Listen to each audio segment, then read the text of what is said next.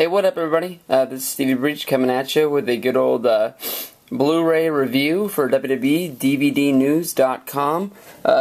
Pretty good news. I picked this up just the other day. Royal Rumble 2011. Picked this up at Walmart. Only $20. This is the first release that the WWE's done where you get the official Blu-ray and DVD in a combo pack. Pretty cool. Nothing different about the case. The case is pretty much the same case they've been using for the Blu-rays for the past, but instead of giving us the 2 discs like they did for WrestleMania, they give you the Blu-ray on the left, highlighted with the blue lettering, and the DVD over here on the right with the orange-red writing, however it shows up to you. Case is pretty cool. I like how they highlight a lot of the wrestlers / superstars, whatever you want to call them.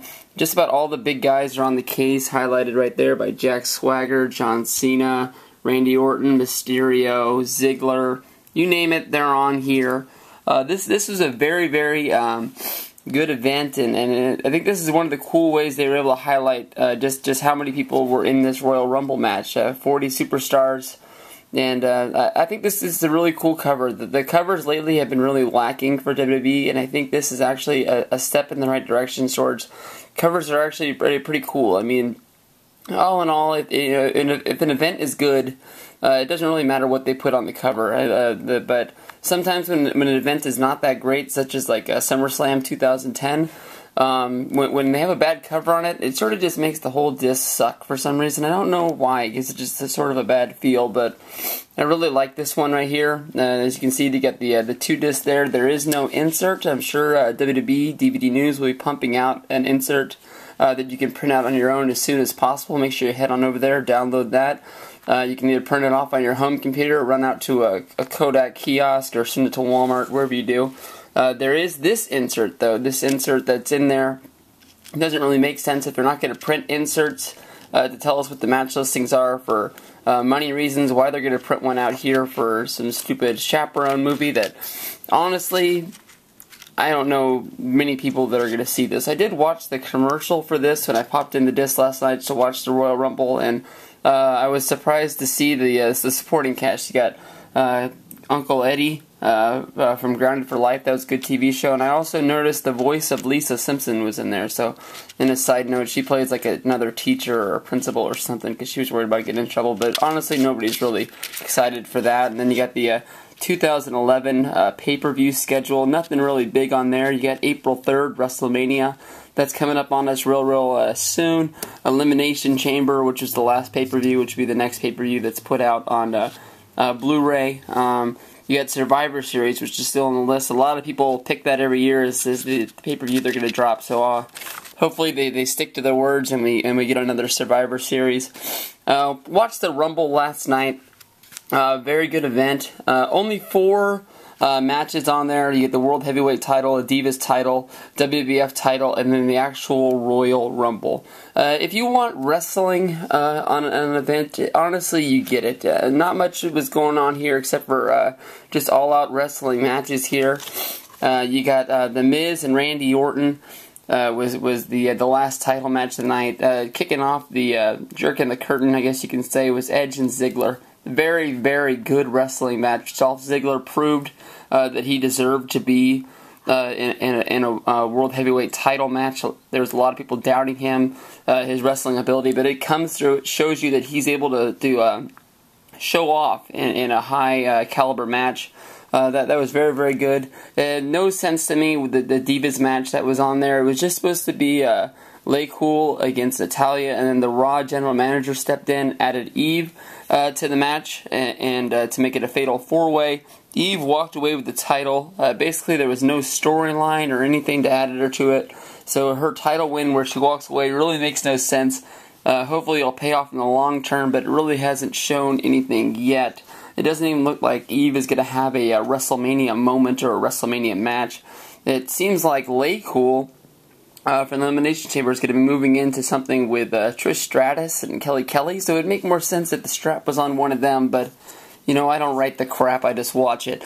As always, you get the Blu-ray, you get some bonus content that's on there. What they stuck on there was the Raw from January 24th, the Raw right before it. Honestly, I didn't watch this. for the one reason that I was mad at myself for what happened in the main event. As I was watching, I got caught up in it, and I wasn't thinking of a wrestling fan of over 20 years, and I was mad at myself for not guessing what the ending was going to be, so I did not go back and watch this yet, but I will be watching it later today. Good match with Edge versus The Miz.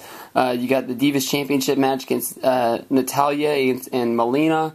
Not mentioned on the box here. You got the progression of the storyline with Gail Kim and the Bellas. They're in a mixed tag match with the DiBiase's. That was a pretty good match, and it just built on that storyline that was still going. Plus, it's pretty good to see Daniel Bryan in a match. There's not much that he's doing that is horrible. But all in all, the main event that night was the losers group was out of the Royal Rumble. It was CM Punk against Wade Barrett, the leader of the Core, against the leader of the Nexus. And I don't know why I got sucked into this match thinking there was going to be an actual winner of this. At the beginning, John Cena, pretty funny. He tried to disqualify both members, kicking both groups out because he was a special guest referee of that match. And it didn't really work out because the Raw GM interrupted. But all in all, I really thought that one team was going to be the other team, kick the other guys out of the Rumble.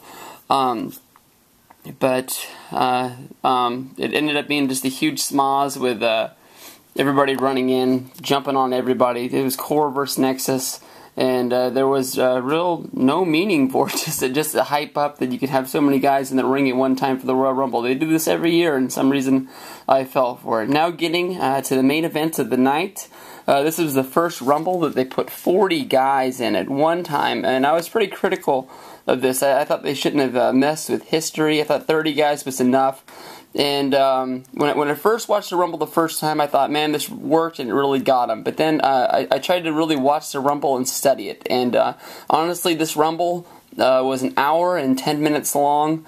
And you could really tell that the fans there in Boston, shout outs to the Boston brothers, V2, and then Dylan2297 of YouTube, both were at the event at the, I guess this was at the Garden. I know it was in Boston.